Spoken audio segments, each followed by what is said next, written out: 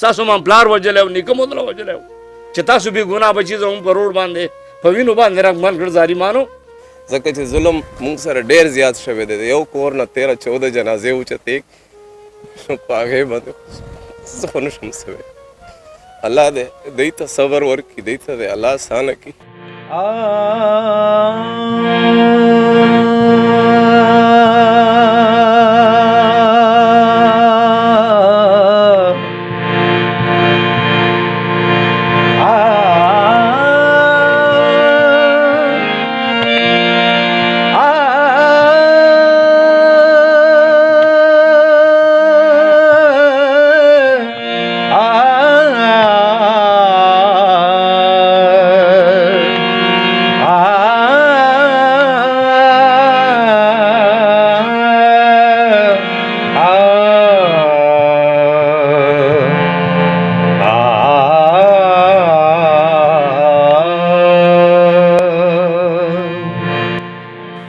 بالکل قدرمندو د فرمان لالا تر را سره موجود دی چې په دې غم څومره خبرو کم کمی دي، په دې درد څومره خبرو کم کمی دي.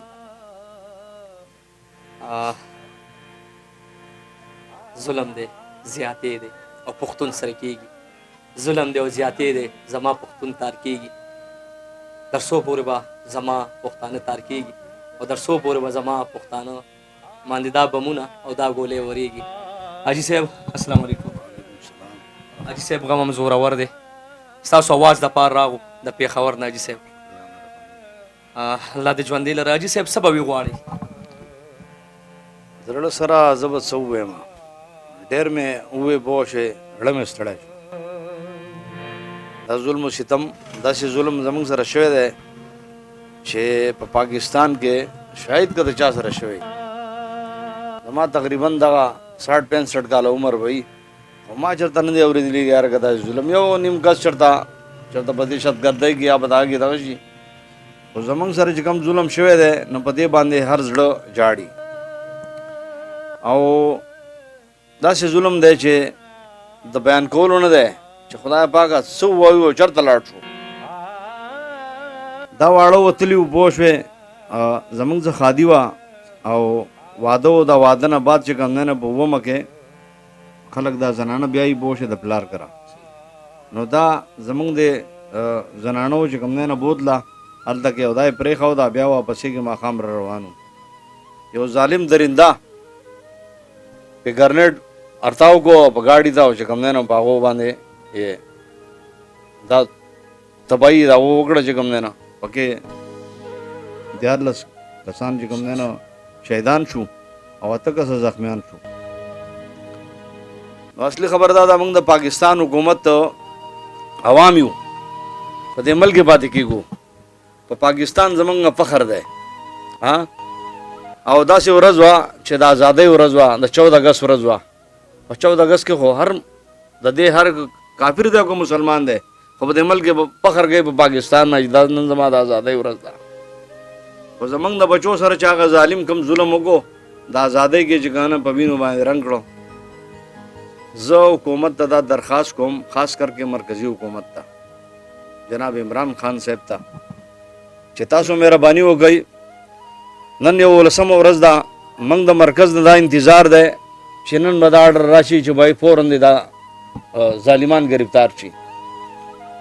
بای موږ نه څه دهشتګرد یو، نه څه بدماشان یو، نه زموږ ذاتي دشمني ده د چا سره، نه په وطن کې نه په کراچۍ کې. د سن 61 نه په کراچۍ کې پاتې کېږو.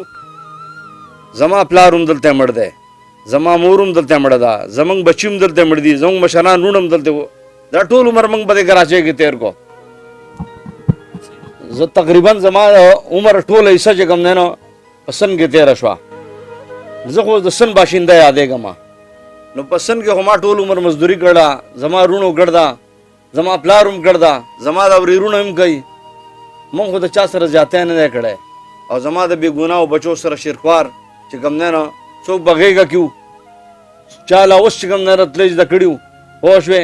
او لا څوک د 10 کالو، څوک د 11 کالو او زنانه پوه شوې. نو دا ظلم ستم زموږ سره ولې شوی دی. زه د وزیر اعظم صاحب نه دا درخواست کوم او دا ته پر زور اپیل کوم چې لازم مهرباني دې وکړی شي چې زمونږ د قاتلانو سراغ دی ولګولی شي. ولې چې تاسو دا پارټي چې کومه جوړه کړه تحریک انصاف مقصد دی چې عوام له به انصاف ورکوو، نه به د یا 11 ورځو کې موږ له انصاف میلاو نه شو سوای د ظلم نه. او زه د پاکستان د صدر نوم دا درخواست کوم چې هغه ته اپیل کوم چې ولې زموږ صدر محترم چې دی هغه د صوبې سن نماینده دی او نن په مرکز کې په اسلام آباد کې ناست دی او د پاکستان صدارت کوي که نه. زه هغه ته دا درخواست کوم او د هغه نه دا اپیل کوم چې مهرباني دې وکړه شي او زمونږ چې کوم دی نه مجرم دی کاره شي او ودینوی شي. او د چیف جسټس پاکستان نوم دا مطالبه کوم چې د انصاف په کرسۍ ناست ولې که په دې دنیا کې دوی زمونږ انصاف ونه کو یو اخري انصاف د الله پاک هم شته، اخري کرسۍ به د الله پاک لګي او بیا به د ټولو نه تپوس کېږي که څوک د انصاف په کرسۍ ناست وي او که څوک د طاقت په کرسۍ ناست وي او که څوک د وزیر اعظمۍ په کرسۍ ناست وي یو پیرې به د الله عدالت لګي او د دیو نه به د خپلو کارکردګو چې کوم تپوس کېږي. نو زه دیو ته دا درخواست کوم که چېرې نن زموږ سره انصاف ونه شو نو د ورځ د قیامت به چې کوم دی نه بیا تاسو جواب ورکوئ. ولې چې موږ د ملک رعایا یو، تاسو حکمران یې، موږ ستاسو بچي یو. خلک د خپل کور د خپلو بچو حفاظت کوي او دا حفاظت چې کوم دی نو ستاسو ذمہواري ده. او زه د خیبر پښتونخوا د پښتنو ډېر مشکور یم او د هغو شکریا ادا کوم چې په هر روډ باندې هر سړی خپل کار پرېښودی دی په بازارونو کې راوتي دی او زموږ دپاره احتجاج کوي. د ټول خیبر پښتونخوا که هغه د پېښور دی که د مردان دی که د سوات دی که د دیر دی که د باجوړ دی هر سړی چې خبرېږي هغه زموږ د غم کې زموږ سره شریک دی او چې کوم دی خپل اواز شوتی. او زه بیا چې کوم دی د حکومت وخت نه دا اپیل کوم چې بھائی مهرباني دې وکړه شي 11 ورځ ده زمونږ د بچو قاتلان دې ونیوی شي او موږ ته دې ښکاره کړی شي چې موږ د هغو نه تپوس وکړو چې آیا تاسو زمونږ دا بچي په کوم جرم کې وژلي دي، موږ ستاسو کوم خر د لارې اړولی چې کوم دی نه ستاسو ما پلار وژلی او نیکه مو دله وژلی چې تاسو بې ګناه بچي زموږ په روډ باندې په وینو باندې راغمن کړ ظالمانو. نو زه ستا د دې چینل د توسس نه خپل د دې ملک عوام ته هم چې کوم دا درخواست کوم چې تاسو هم چې کوم دی نه که دا قاتل تاسو ته معلوم وي مهرباني وکړئ دې جنسو ته یې وښایئ ولې چې دا ظالم دی. نن زما بچي مړ دي سبا د بل کور هم رانیدی شي. یوازې یو خالد نه دی چې د هغه بچي مړه شو په دې پاکستان کې 22 کروڑ عوام پاتې کېږي. نن دا دهشتګرد که ژوندی بوش دی په بل باندې هم حمله کولی شي. دا پاکستان زمونږ کور دی دا محفوظه کوي که په ګلۍ ګلۍ کې تاسو دهشتګرد معلوم دی که هغه د هر قوم دی بلکې زما زوی هم قانون ته وښایي چې دا دهشتګرد دی او دا دهشتګردونه د عمل پاک کوي. خدای ته وګورئ په زرګاو په لګاو خلک مړ شو پوه شوې تپوس یې نشته. یاګستان دی د جنګل قانون دی که څوک مړ شو 3 ورځې ورسره وجاړي پوه شوې بیا یې پته نه لګي. نو ستاسو د چینل نه زه سرکاري حکام ته هم دا درخواست کوم ایجنسو ته هم کوم چې تاسو مهرباني وکړه شئ دغه بچي چې مړه دي دا هم ستاسو خویندې وروڼو موږ پاکستانیان که هغه کافر دی او که مسلمان دی خو د پاکستان د چترۍ د لاندې چې پاتې کېږي دا زموږ روډ دی. ولې چې په یو کور کې رونه پاتې کېږي دا پاکستان زموږ کور دی. موږ ټول که هغه غیر مسلمه دی که په مسلکي جدا دی خو موږ پاکستانیان یو زموږ د ټولو حفاظت پکار دی. زه ستاسو شکریا ادا کوم الله پاک دې ستاسو عزت نصیب کړي چې تاسو رالی او دلته کې او دومره زموږ سره تاسو تعاون وکړو. حاجي صاحب ووایي چې اخر زما ګناه څه ده؟ زما ګناه دا ده چې پښتون یم. ما خو یو ځل نه مخکې مو ووایي چې لاهور کې یو واقعه کېږي نوټس جاري کېږي چې سربراه راپاسي مشران راپاسي نوټس جاري کوي خو دلته چې زما پښتون سره زیاتي کېږي زما پښتون سره ظلم کېږي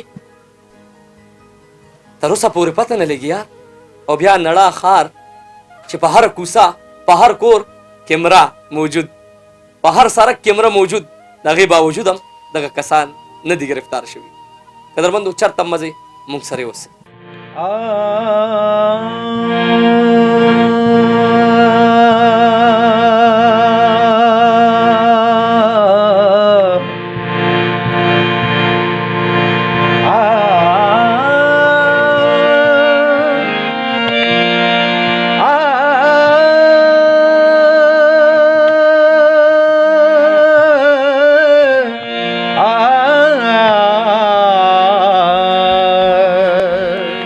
بالکل قدرمندو یو پښتون رور را سره ولاړ دی چې د دې غم ورته پته ده د دې خفګان ورته پته ده د هغې مشر چې کم مشر و خو جړا کې ژوند دی خو دلته مالتي ګاونډي چې ورته وایي ګاونډي ما سره ولاړ دی.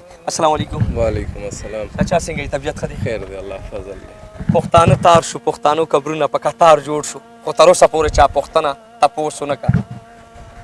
بس دا ظلم انتها ده دا ظلم نه دی بالکل دا د ظلم انتها ده.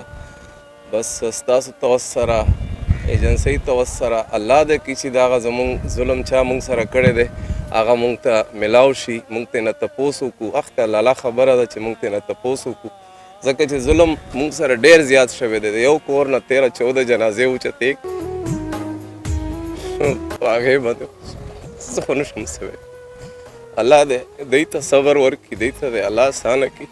دا زمونږ ملګري دي پوه شوې که نه علاقې خلک دي خو بس ظلم دی انصاف نه ملاویږي. انصاف یو پښتون ټکټوکر ته لاهور کې انصاف انصاف ملاویږي پښتون ته نه ملاویږي. پښتون ته نه ملاویږي. نه پښتون ته نه ملاویږي. که دا پنجابي و د پنجابي بچي نو هغې ته به انصاف ملو شوی و. هر چا ته ملاویږي پښتون ته نه ملاویږي. ماجرت سره ویم پنجابیان هم زما روریان دي خو پنجابیانو ته ګوره انصاف ډېر زر ملاویږي. په هغې باندې بیا ټوله سټیلایټ چینل او سوشل میډیا ټول راپاسي خو چې کله زما پښتون سره زیاتي وشي زما پښتون سره ظلم وشو زما پښتون تار شي نو بیا څوک نه راپاسي بیا هغې ته انصاف نه ملاویږي. خیر وجه څه ده چې زما پښتون ته انصاف نه ملاویږي. چاچا معذرت غواړم د خلکو ژوند څنګه تېرولو کلي وطن؟ ماشاءالله د دې علاقې موږ هم باشنده یو ډېر عزتداره ډېر اخلاقي خلک نه د جنګ جګړې نه چا سره د خولې تریخ دا د دی نشته. لږ نه لاندې پاتې کېږم خو ښه سره پېژنو پوه شئ معلومات یې درته شته معلومات یې ډېر ښه دي راته چې دا کورنۍ څرنګه کورنۍ ده چا سره د خولې تریخ نشته چا سره د خولې تریخ نه او دومره غټ زیاتې د سره کېږي نو زړه خو د هر سړي سوځي بیا نو تاسو خبره کوم.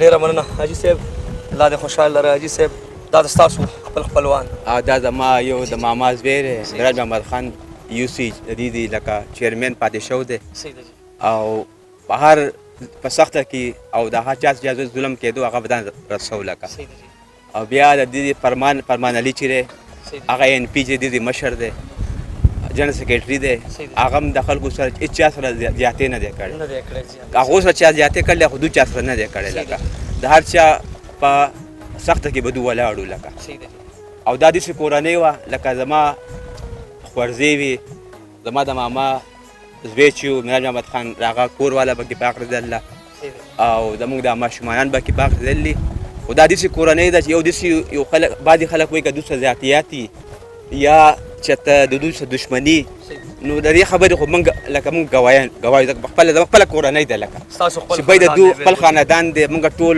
50 کاله موږ یو ځای تېر کړلي یو ځای مخکې موږ کورنګۍ کیریا کې پاتې کېدو بیا موږ شیرپاو ته رالو نو د دو لکه هېڅ قسم څه تنازع چا سره نه وه لکه هېڅ قسم لانجه مانجه نه وه هېڅ نه وه لکه هېڅ نه و دوی لکه چاته لکه داسې بالکل چاته نقصان دوی نه رسولی خپل کار سره کار ساتلی او خپل تنظیمي هغه کړلی چا سره ظلم زیاتی شوی هغو تپوس یې کړلی خو دو چا سره ظلم زیاتی نه دی کړی بل بیا د 14 اګست ورځ وه او محرم و که نه نو په دې کې وسو 14 اګست کېدای شي په دې کې دا ایجنس د مختلف ایجنسیان دي راواله دي هغو د امن تباه کولو لپاره دا کار کړی یا شیعه محرم را روانو محرم و کېدای شي شیعه سني فتحدات کراولو لپاره هغو دا یو فقاریت یو دغه کړی خو که بعضې خلک دا وایي چې باید کېدای شي ذاتي دښمني یا ذاتي تنازع هغه نشته لکه ډېر خلک دا سوال کوي چې دښمني دا نشته دا زموږ ټول یو کورنۍ وه یو خاندان دی لکه دا زما خورزی زما د ماما د ښځه وه لکه زموږ ماشومانان دي لکه د دې موږ لکه د دې کې دوی خپل هغه نشته لکه د دې شاته څه دښمني یا ذاتي تنازع نشته دا بېګناه بېخطا ټول لکه بالکل لکه داسې کورنۍ وه چې لکه پردو خلکو پسې لکه جړاګانې وایي په څه وجه کړلي او په جنازې کې په خپله په کلي کې مسوات کې پرون راغله مسوات هلته کې زه خبر شوم نو په خوازخیله کې موږ مظاهره کړوه په باغډیره کې موږ مظاهره کړوه او هغه ځای کې د سوات خلک ټول راوتي وو جانون راوتي وو لنګر کوټ دا ټول خلک راوتي ټول پښتانه ورسره د باغډیرې پکې یو کورنۍ لکه زما دا خوري چیرې یو دا شمشیرو د هغه کور والا واړه چې هغه ته باغډیرې وو نو هلته کې چې نوم پوره باغډیرې راوتل وه او ډوډۍ جام کړی ظلم خلاف بهر څوک روزي او ظلم خلاف بهر پښتون روزي مطلب حاجي صاحب بې ګناه بې ګناه لکه دهشتګردۍ نشانه بناو شو لکه دهشتګردۍ نشانه دي دا دوی کې چې انصاف ملو شي الله تاسو پاک دې بس چې چا دا کار کړل او چا دا ذاتي کړل الله تباہ او برباد کی لکه نور دوی لکه دغه نشته لکه